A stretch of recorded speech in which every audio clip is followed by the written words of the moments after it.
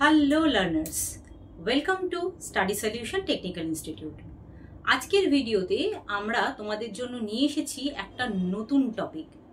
English grammar নয়, English grammar আমরা পরে আরও অনেক ভিডিও জানবো, যেই ভিডিওতে আমরা অনেক ভালোভাবে ইংলিশ গ্রামার শিখবো। আগের কয়েকটা ভিডিওতে তোমরা প্রায় 5-6টা ভিডিও তো এরকম দিয়েছিলাম পার্সনের ওপরে, যেগুলো টোটালটাই গ্রামাটিক্যাল কনসেপ্টের উপর ছিল। আজকের ভিডিওটা তোমাদের জন্য নিয়ে এসেছি পিওরলি স্পোকেন ইংলিশের ওপর। শুধু আজকের ভিডিও নয়, এই টপিকের উপর আগামী 3-4টে ভিডিও বা তার বেশিও হতে পারে, যেগুলো তোমাদেরকে খুব ভালো করে স্পিকিং করার ক্ষেত্রে হেল্প করবে।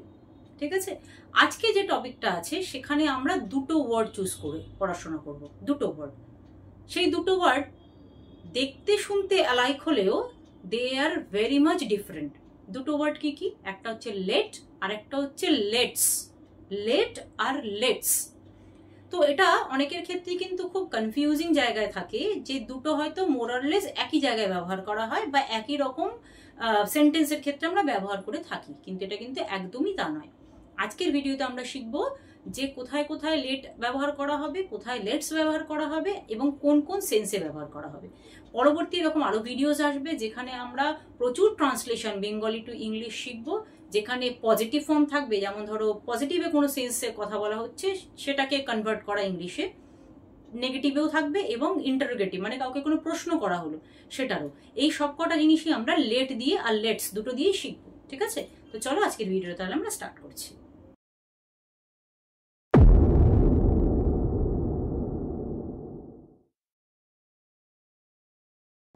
তো চলে এসেছি আমরা আমাদের স্ক্রিনে। তোমরা স্ক্রিনটাকে ভালো করে যদি অবজার্ভ করো তাহলে দেখবে এখানে আমি হেডিং দিয়ে দিয়েছি লেট আর লেটস। ঠিক আছে, তো ফার্স্টে আমি একটা দুটো আগে সেন্টেন্স বলি যে কোথায় এগুলো আমরা ব্যবহার করি। যেমন ধরো আমি তোমাকে বললাম যে আমাকে এই কাজটা করতে দাও, তাহলে আমরা কি বলি? এটা একটা basic sentence, let me do this work বা task. Let me do this task, আমাকে এই কাজটা করতে দাও।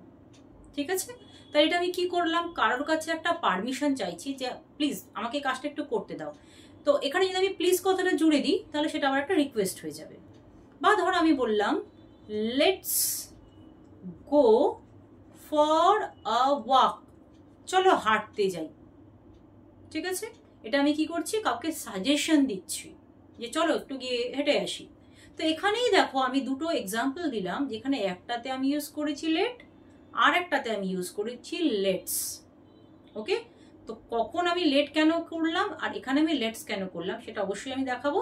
তার আগে আমরা একটু দেখে নিই যে আমরা এই লেট আর লেটস কোন কোন রেসপেক্টে ব্যবহার করতে পারি। ঠিক আছে, দেখো লেট কমনলি কোথায় কোথায় তাহলে ব্যবহার করা হচ্ছে? একটা হচ্ছে গিভ পারমিশন বা টেক পারমিশনও হতে পারে, রিকোয়েস্ট করার জন্য কাউকে, কাউকে সাজেশন দেওয়ার জন্য লেট ব্যবহার করতে পারি, আর কাউকে কিছু পারমিশন দিচ্ছি, কিছু অ্যালাউ করছি কোনো কাজ করতে। ঠিক আছে, কিছু পসিবিলিটিস সম্বন্ধে বলছি, এই সব ক্ষেত্রে আমরা লেট বা লেটসকে ব্যবহার করতে পারি। এবারে সেকেন্ড প্রশ্ন, যে না হয় বুঝলাম কোথায় কোথায় ব্যবহার হচ্ছে, তাহলে আপনি যে বললেন লেট আর লেটস এর ডিফারেন্স, তো এখানে এক্সাম্পল তো দিলেন, এবারে আমি কি করে করব? মানে তোমাদের মনে হতে পারে যেটা তোমরা কি করে করবে। তো চলো আমরা বুঝে নিই কি করে এই ডিফারেন্সটা বোঝা যায়। দেখো লিখেছি আমি লেটস ভার্সেস লেট। ঠিক আছে, প্রথমে আসছি লেটস। লেটস কখন? যখন আমরা প্লুরালে আছি, একাধিক ব্যক্তি আছি। যেমন ধরো এটা আমি আছি, আমার সাথে ধরো আরো দুজন আছে, এরকম দুজন আরো আমার সাথে রয়েছে। এবার আমি বললাম, আমি এখানে ইটস মি, আমি এই দুজনকে বলছি চলো গিয়ে একটু হেঁটে আসি। তার মানে এখানে আমি ইনক্লুড আছি উইথ সাম আদার পারসন। এবার সেটা পারমিশন হোক, সেটা সাজেশন হোক, হোয়াট এভার, সেটা নিয়ে আমার ফ্যাক্টর নয়। যেখানে আমি এবং আমার সাথে আরো কিছু জন মিলে রয়েছে এবং তখন আমি কিছু কাজ করার কথার জন্য পারমিশন চাইছি, রিকোয়েস্ট করছি, হোয়াট এভার, তখন আমরা ইউজ করব লেটস। তো লেটস কখন ব্যবহার করা হচ্ছে? In the sense of plural. এবার আসছি আমরা লেট যখন সিঙ্গুলার, কোনো একজনের কথা বলা হচ্ছে, লেট হার ডু দিস, ওকে এই কাজটা করতে দাও বা ওকে এটা করতে দাও, লেট হার ডু দিস। তখন এটা কি হলো? আমি কোনো একজনকে কিছু একটা পারমিশন দেওয়ার কথা বলছি। লেট মি গো দেয়ার, আমাকে ওখানে যেতে দাও, তাহলে আমার সাথে আমি অন্য কাউকে ইনক্লুড করিনি, আমি শুধু আমি যাওয়ার পারমিশনটা চাইছি। আমি এখানে আমি একা সিঙ্গেল হলাম, তাহলে এক্ষেত্রে আমরা ব্যবহার করব কি? Late. I think the concept is clear. Example যদি দেখো, আমি এখানে একটা লিখে রেখেছি already, let's go for a walk, চলো হাঁটতে যাই। তাহলে যদি আমি বলি চলো হাঁটতে যাই, তার মানে আমি এখানে আমার সাথে আরো কেউ দাঁড়িয়ে আছে বা বসে আছে, তাদেরকে বলছি চলো এবার একটু হাঁটতে যাই, ঠিক আছে। কিন্তু আবার তুমি লেটের এক্সাম্পল দেখো, বলেছি let him answer the question, ওকে প্রশ্নের উত্তর দিতে দাও। তার মানে আমি কোনো একজনের কথা বলছি যে তার উচিত প্রশ্নের উত্তরটা দেওয়া, তাহলে এখানে আমি লেট ব্যবহার করবো। ক্লিয়ার? চলো এবার বিভিন্ন এক্সাম্পলস একটু দেখে নিই আমরা ঝটপট। দেখো এখানে আমি কিছু বাংলায় লিখে দিয়েছি সেন্টেন্স, এবং সেটাকে আমি লেট হোক বা লেটস হোক সেটা দিয়ে আমি দেখবো কোনটা কখন কি লাগছে এখানে দরকার। আর তার এক্সপ্লেনেশনও এখানে আমি দিয়েছি, এক্সপ্লেনেশন দিয়েছি ইন দ্য সেন্স যে এটা কোনটা, এটা পারমিশন দিচ্ছেন, এটা রিকোয়েস্ট করছে, এরকম ধরনের আমাকে এক্সপ্লেনেশনগুলো লিখতে হবে এখানে। তো চলো প্রথমে কি লেখা আছে, চলো বাইরে যাই। তাহলে এখানে আমি কি একজনের মানে আমার কথা বলছি না, আমার সাথে আরো কিছু লোক আছে তাদেরকে নিয়ে বলছি চলো বাইরে যাই, মানে আমার সাথে আরো কিছু লোক আছে তাদেরকে বলছি যে চলো এবার আমরা বাইরে যাই। তাহলে এখানে কিন্তু আমাদের আনসারটা হয়ে যাবে let's, let's go outside. Clear? Let's go outside, চলো বাইরে যাই, ঠিক আছে। তাহলে এটা কি হলো, ইট ইজ আ সাজেশন, আমি সাজেশন দিলাম চলো একটু বাইরে থেকে ঘুরে আসি, অনেকক্ষণ ধরে ঘরে বসে আছি। ওকে, আমাকে এটা করতে দাও, তো লেট মি ডু দিস। তো লেটটাই আগে, যখন পারমিশন চাইছি বা কিছু, দেখো এখানেও এগুলো সব আগে আগেই বসছে, কিন্তু ফার্স্টে আগে এটা বসাতে হবে। তারপরে যেমন এখানে প্রথম সেন্টেন্সের ক্ষেত্রে কোনো সাবজেক্ট নেই, আমরা অনেকজন আছি তাদের কথাই বলছি চলো, তো আমি এখানে সাবজেক্ট লিখিনি বা অবজেক্টও লিখিনি, কিন্তু এইখানে লিখেছি দেখো লেট মি, কাকে যেতে দাও, আমাকে যেতে দাও। তাই এখানে আগে কিন্তু লেটের পরে আমার অবজেক্ট বসেনি, আমাকে যা দিতে দেওয়ার কথা বলছি। তারপর আছে ডু মানে ভার্ব, তো এই হয়ে গেল, ব্যাস sentence complete. Late me do this, আমাকে এটা করতে দাও, তাহলে এটা কি সিকিং পারমিশন, পারমিশন চাইছি, তাই না, আস্কিং ফর পারমিশন, আমাকে একটা কাজ করতে দেওয়ার জন্য পারমিশন চাইছি। তাকে ভেতরে আসতে দাও, তাহলে এখানে তাকে আসতে দাও মানে কোনো একজনের কথা বলছি যে তাকে ভেতরে আসতে দাও, তাহলে এখানে লেটস হবে না, হ্যাঁ লেট হবে। লেট তাকে মানে হিজ বা হার, যে কোনো, আমি হার লিখলাম, লেট হার কাম ইনসাইড, যেহেতু ভেতরে কথাটা বলা আছে, লেট হার কাম ইনসাইড, তাকে ভেতরে আসতে দাও, ঠিক আছে। তাহলে এটা কি বললাম, এটা কি করলাম, এখানে আমি বললাম যে অ্যালাউ করো, ইট ইজ অ্যালাউ, কাউকে অ্যালাউ করছি আমি, যে ঠিক আছে ওকে বলো যে এবারে ভেতরে আসুক, ঠিক আছে। ওদের খেলতে দাও, তাহলে লেট দেম প্লে, ওদের খেলতে দাও, ঠিক আছে।